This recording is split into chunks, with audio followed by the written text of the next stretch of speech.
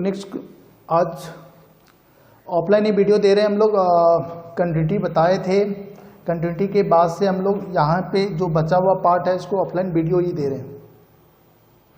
Online था, online live class में problem आ रहा है, इसलिए हम लोग ऑफलाइन ही एक दो वीडियो दे रहे हैं। ठीक है, कंटिन्यूटी के बाद देख लो। कंटिन्यूटी में हम लोग पढ़े थे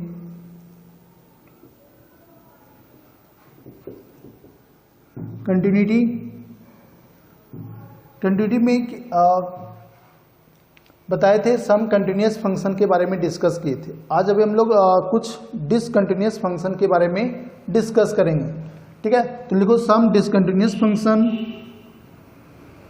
सम discontinuous function,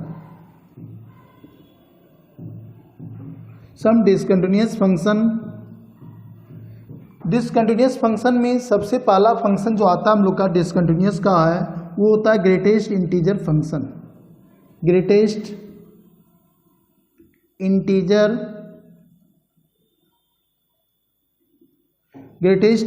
function. Greatest integer function को दो चीज समझना होगा। सबसे पहला इसका फॉर्म रूप क्या होता है और दूसरा इसका आउटपुट क्या होता है, मान क्या देता है ये। ठीक है, तो ग्रेटेस्ट इंटीजर फंक्शन का दो चीज समझना होगा। पहला इसका रूप किस रूप में रहता है और इसका मान क्या होता है। तो ये हम लोग डिस्कस एक एक करके हम डिस्कस कर रहे हैं। सबसे पहला इसका फॉर्म, ग्रेटेस्ट इंटीजर किस फॉर्म में रहता है, तो इसका जो फॉर्म होता है वो होता है f(x) equal to greatest integer x। ये जो बरीब कोष्ठ के अंदर कोई भी वेरिएबल या फंक्शन को रखते हैं तो वो ग्रेटेस्ट इंटीजर के रूप में पढ़ा जाता है। इसको पढ़ा कैसे जाता है वो देख लो। इसको हम लोग को पढ़ना होगा, इस रूप को, इसको हम लोग पढ़ेंगे greatest integer of x। x का ये ग्रेटेस्ट इंटीजर होगा। अगर साइन रहता है यहाँ पे तो greatest integer of sine x पढ़ते, कॉस रहता तो greatest integer of cos x, log रहता तो greatest integer of log x, y रहता तो ग्रेटेस्ट इंटीजर ऑफ y। इस तरह से पढ़ेंगे। ठीक है, अब दूसरा पॉइंट होगा इसका मान क्या होता है। तो इसका मान जो होता है greatest integer function,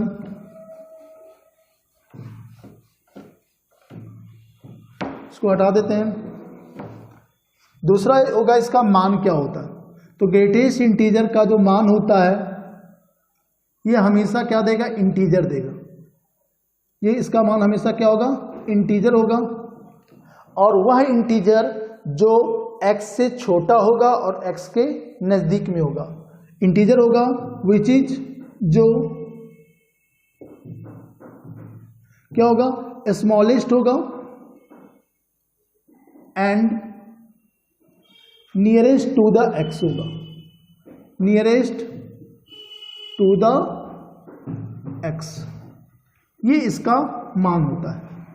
greatest integer का मान हमेशा इंटीजर होगा जो x से छोटा और x के नज़दीक का होगा। जैसे एग्जांपल देख लो, इस एग्जांपल में वो लिखेंगे 3.89, इसका मान क्या होगा, सिर्फ 3 होगा। क्यों, तो इधर समझा रहे हैं, ये नंबर लाइन हो गया जहाँ पे 3 होगा और ये 3.89 होगा, ये 4 होगा, ये 2 होगा, ये 1 होगा। इधर समझना है इसको। अब यहाँ से देखते हैं 3.89 से छोटा 3 भी है, 2 भी है, 1 भी है, कई इंटीजर है। लेकिन इससे छोटा इसके नज़दीक में क्या है, सिर्फ 3 है। इससे छोटा और इसके नज़दीक में 3 है, इसलिए इसका मान क्या हो गया, 3 हो गया। जैसे हम लोग कोई निगेटिव नंबर देंगे,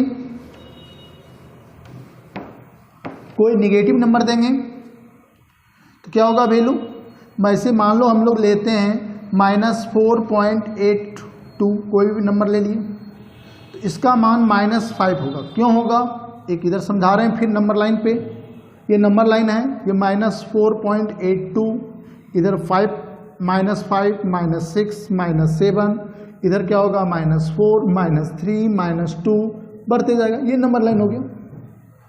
अब ये जो मान है इससे छोटा और उसके नज़दीक में क्या दिख रहा है, 5 दिख रहा था, इसलिए इसका मान क्या हो गया, -5 हो गया। अगर हम लोग एग्जैक्ट इंटीजर दे देंगे -3 तो इसका मान -3 होगा। अगर पॉजिटिव इंटीजर रहे इसका मान 2 ही रहेगा। इंटीजर एग्जैक्ट इंटीजर ही बाहर होगा, लेकिन अगर इंटीजर के साथ फ्रैक्शनल है तो उस केस में उससे छोटा उसके नज़दीक का इंटीजर को मान होता है। क्लियर हो गया। अब इसका जनरल वैल्यू हम देख रहे हैं, फिर ग्राफ देखेंगे, फिर डिसकंटिन्यूटी हम बताएंगे। तो जनरल वैल्यू क्या होगा वो देखिए।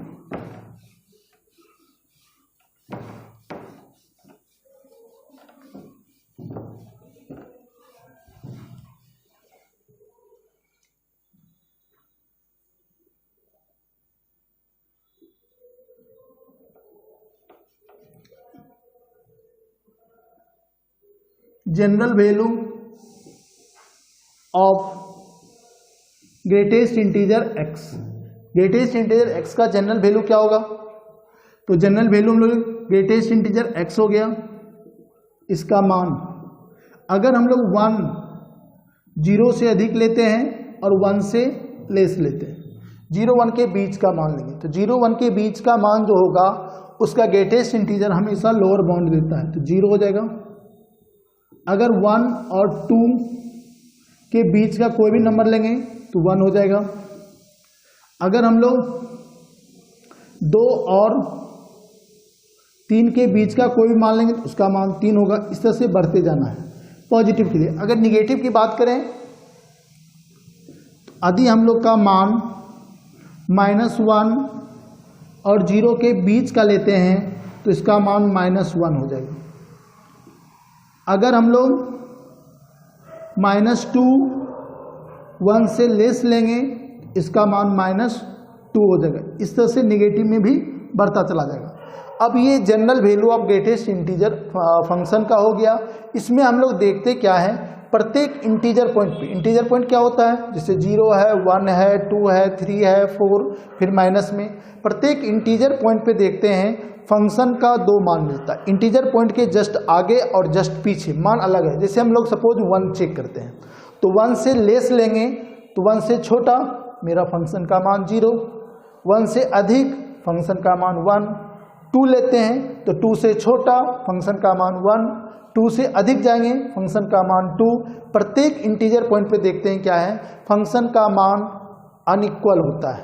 2 से छोटा लेंगे फंक्शन का मान कुछ और होगा, 2 से अधिक लेंगे फंक्शन का कुछ मान और होगा। तो हम लोग जब कंटिन्यूटी को चेक करते हैं तो वहाँ पे 2 चीज़ निकालते हैं कि लेफ्ट हैंड लिमिट एग्जिस्ट होना चाहिए। तो यहाँ पे देख रहे हैं मेरा ग्रेटेस्ट इंटीजर फंक्शन का जो लिमिटिंग वैल्यू होगा वो प्रत्येक इंटीजर पॉइंट पे एग्जिस्ट नहीं होगा। क्यों?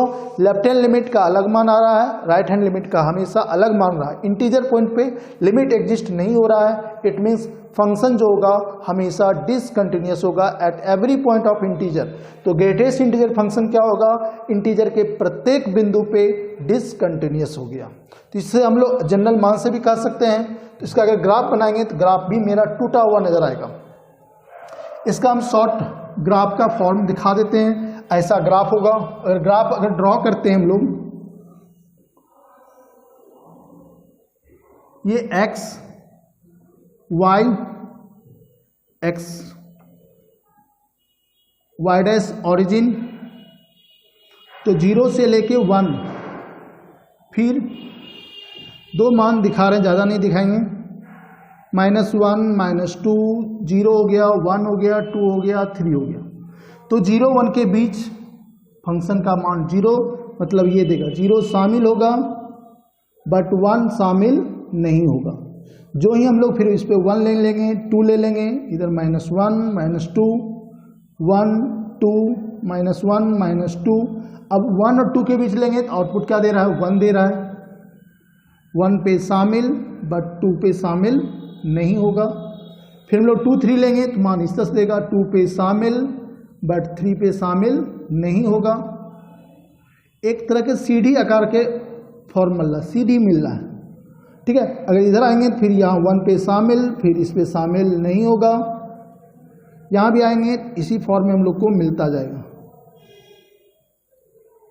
एक सीढ़ी आकार का मिल गया। तो हम लोग ग्राफ से कह सकते हैं ये ग्राफ किसका हो गया, ये हम लोग का ग्राफ ऑफ ग्रेटेस्ट इंटीजर गया, उसको ऊपर में लिख सकते हैं। जनरल वैल्यू थोड़ा हटा रहे हैं यहाँ पे, ये क्या हो गया, ग्राफ हो गया हम लोग का, ग्राफ हो गया किसका, ग्रेटेस्ट इंटीजर x का। तो इस ग्राफ से हम लोग कह सकते हैं कि ग्रेटेस्ट इंटीजर का जो फंक्शन होगा वो प्रत्येक इंटीजर पॉइंट पे क्या होगा, डिसकंटिन्यूअस होगा। तो इस ग्राफ के नीचे हम लिख रहे हैं एक लाइन, इसको हटा रहे हैं जनरल वैल्यू को,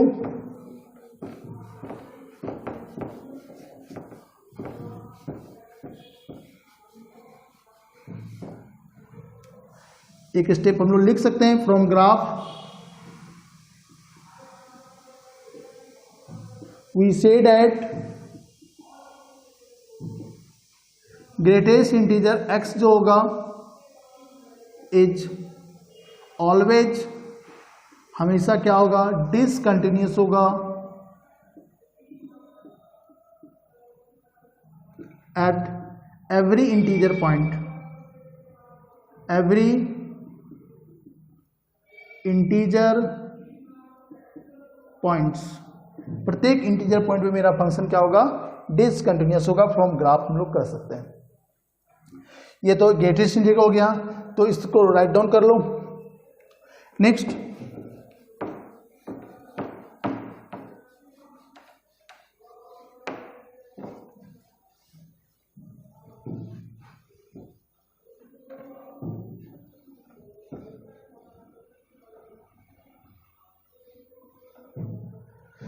हम लोग का जो होगा ग्रेटेस्ट इंटीजर फंक्शन के बाद दूसरा होता है लिस्ट इंटीजर फंक्शन, वो भी होता है। या उसके बाद हम लोग का फ्रैक्शनल होता है, लिस्ट तो नहीं के बराबर पूछा जाता, उसको नेग्लेक्ट छोड़ देते हैं।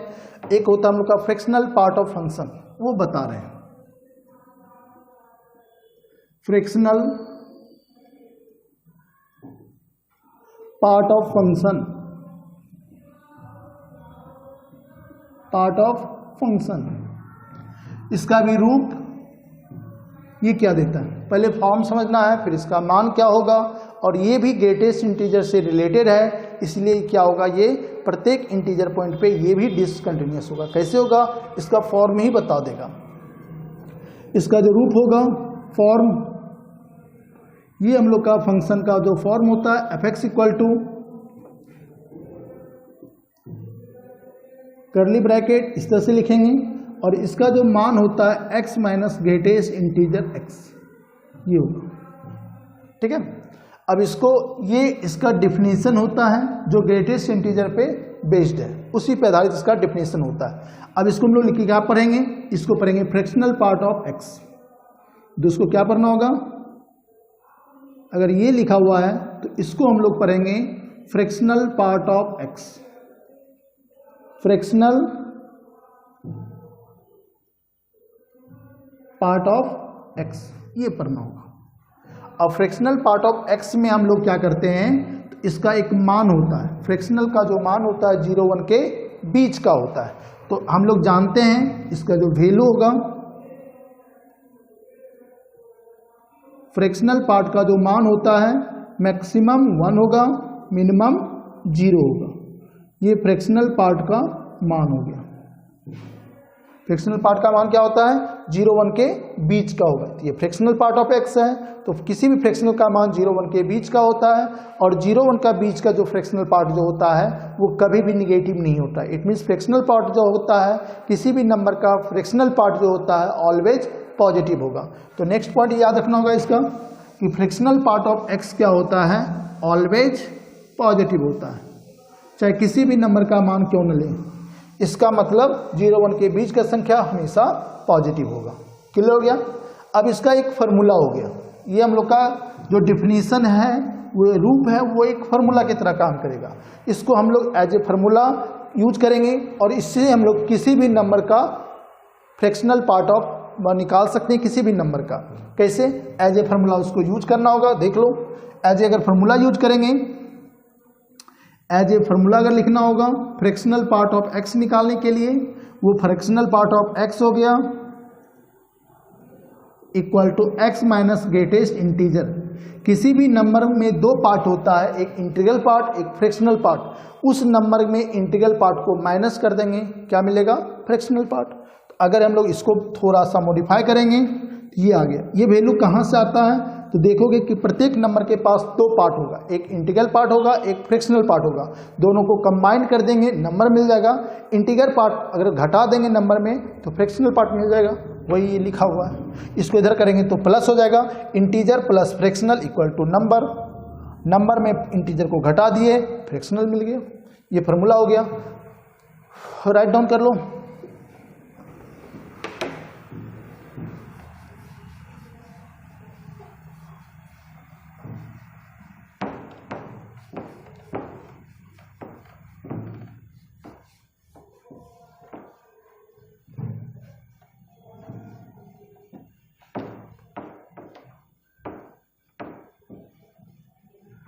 अब हम लोग क्या करना होगा, अब इस पर कुछ क्वेश्चन कराते हैं, फ्रैक्शनल पार्ट निकालने। जैसे कोई एग्जांपल हम लोग को दिया हुआ रहेगा, find the fractional part of following numbers. कुछ नंबर्स दिया गया, उसका फ्रैक्शनल पार्ट निकालना होगा। तो हम लोग को फाइंड द वैल्यू, सिंपल देते हैं, फाइंड द वैल्यू। पहला हम दे दिए फ्रैक्शनल पार्ट के फॉर्म में ही लिखते हैं, भाषा नहीं लिखे, सिंबल दे दिए। जैसे -3.84, ये फ्रैक्शनल पार्ट हो गया। दूसरा दे रहे हैं हम लोग, दो एग्जाम्पल करा रहे हैं,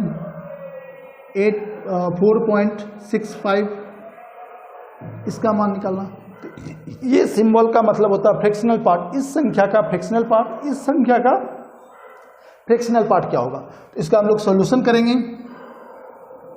पहला नंबर क्या दिया हुआ उनको, -3.84, ये दिया हुआ है। इसका मान क्या होगा? हम लोग जानते हैं, वी हैव, फार्मूला यूज करेंगे। Fractional part of x equal to क्या होता है? x minus greatest integer x। x minus greatest integer x होता है। अब यहाँ से x का मान हम लोग पुट कर देते हैं, तो -3.84 equal to x, curly bracket होगा, बंद close, x minus greatest integer -3.84, ये हो गया। लेफ्ट साइड इसका मान देख रहे हैं, इस साइड ला रहे हैं, तो इसका मान जो हो जाएगा हम लोग का -384 fractional part equal to -384 minus उसका ग्रेटेस्ट इंटीजर क्या होगा? इस नंबर का ग्रेटेस्ट इंटीजर निकालेंगे तो -4 होगा, -4 लिख लिए। अब इसका जो होगा fractional part of -384 equal to -384 minus +4, 4 में से इसको माइनस कर लेंगे तो फाइनल वैल्यू हो जाएगा -384 इक्वल टू 0.16। 0. क्या हो जाएगा? 16। देखो पॉजिटिव वैल्यू आ गया। फ्रैक्शनल पार्ट किसी भी नंबर का निकालेंगे वो हमेशा पॉजिटिव होगा। ये पॉजिटिव हो गया और 0-1 के बीच का हो गया। ये हम लोग का सॉल्यूशन हो गया। क्लियर हो गया? इसी तरह से नेक्स्ट ये खुद से कर लेना है। अब हम लोग बता रहे हैं इसका जनरल मान। जनरल मान के अनुसार हम लोग को पता चल जाएगा कि ये जनरल वैल्यू जो ही इसका निकालेंगे तो ये भी ब्रेकिंग फॉर्म में होगा, क्योंकि इसके डिफिनेशन में ही है ग्रेटेस्ट इंटीजर। अगर हम लोग कंटिन्यूटी का प्रॉपर्टीज बता चुके हैं कि दो कंटिन्यूअस फंक्शन को जोड़ने पे कंटिन्यूअस होता है, एक कंटिन्यूअस और डिसकंटिन्यूअस फंक्शन को जोड़ेंगे तो डिसकंटिन्यूअस ही होगा। घटाएंगे तो ये कंटिन्यूअस फंक्शन है, पॉलिनोमियल है तो कंटिन्यूअस, ये डिसकंटिन्यूअस, दोनों को घटाओ हमेशा डिसकंटिन्यूअस होगा। सिंपल हम लोग का लॉजिक है। तो या उसको जनरल वैल्यू से निकाल के दिखा दें या डायरेक्ट भी हम लोग कर सकते हैं कि फ्रैक्शनल पार्ट ऑफ फंक्शन जो होगा प्रत्येक इंटीजर पॉइंट पे डिसकंटिन्यूअस होगा। जैसा इंटीजर पार्ट होता है उसी प्रकार फ्रैक्शनल पार्ट भी क्या होगा, प्रत्येक इंटीजर पॉइंट पे डिसकंटिन्यूअस होगा। तो नेक्स्ट इसी को दिखा रहे हैं।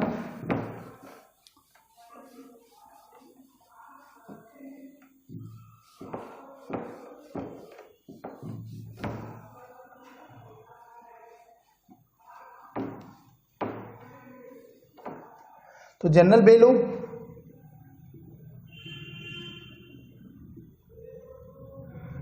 वैल्यू ऑफ किसका? फ्रैक्शनल पार्ट ऑफ x का जनरल वैल्यू। तो जनरल वैल्यू कैसे निकालेंगे हम लोग? तो फ्रैक्शनल पार्ट ऑफ x का जो मान होता है वो x minus greatest integer x होता है। अब इसका वैल्यू देखो, x तो x ही रहेगा, इसका मान 0 हो जाएगा। कब? जब x का मान 0 1 के बीच का लेंगे। इसका मान तो x ही रहेगा, इसका मान 1 हो जाएगा। कब? 1 और 2 के बीच का लेंगे। तो इस तरह से वैल्यू मिल रहा है। x का मान x ही रह जाएगा, इसका मान 2 हो जाएगा जब हम लोग 2 और 3 के बीच का लेंगे। इसी प्रकार बढ़ता जाएगा। अगर नेगेटिव पार्ट हमको लेना होगा, अगर नेगेटिव पार्ट लेना होगा तो x प्लस 1 हो जाएगा, माइनस माइनस 1। कब? जब माइनस 1 और 0 के बीच का लेना होगा। एक स्टेप और, x प्लस 2 हो जाएगा जब 2 और 1 के माइनस 1 के बीच का लेना होगा। ये जनरल वैल्यू ऑफ x हो गया। अब जनरल वैल्यू ऑफ x से किसी भी इंटीजर पॉइंट, जैसे 1 पे कंटिन्यूटी को चेक करना, ये फंक्शन हो गया हम लोग का। अगर इसको लिखना होगा तो fx फंक्शन बना देते हैं हम लोग। अब देखते हैं क्या है। 1 पे हम लोग को कंटिन्यूटी चेक करना है।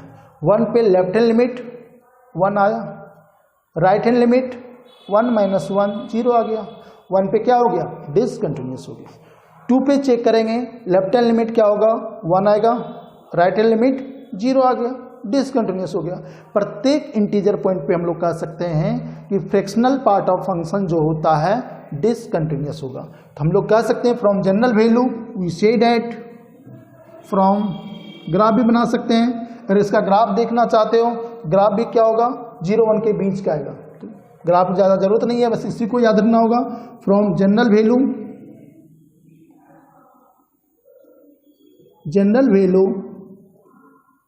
we say that fractional part of function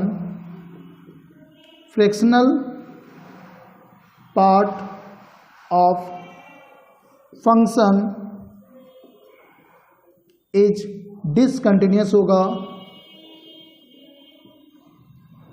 discontinuous at every integer point,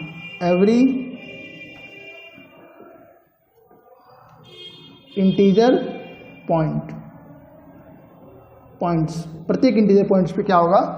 discontinuous होगा। ये था हम लोग का। 2 ही फंक्शन यूज होगा डिसकंटिन्यूअस फंक्शन, एक ग्रेटेस्ट इंटीजर फंक्शन, दूसरा फ्रैक्शनल पार्ट फंक्शन। दोनों क्या होता है? प्रत्येक इंटीजर पॉइंट पे डिसकंटिन्यूअस होता है। कंटिन्यूअस का टाइप लिखा दिए थे, कौन कौन फंक्शन कंटिन्यूअस होता है, कौन कौन फंक्शन डिसकंटिन्यूअस होता है, ये क्लियर हो गया है। अब हम लोग को बचा हुआ है कुछ सवाल, तो ये हम लोग को चेक कर रहे थे। अगर अच्छा लग रहा है तो नेक्स्ट क्लास इसी तरह से या ऑनलाइन हम वीडियो प्रोवाइड करेंगे। चलो, थैंक यू।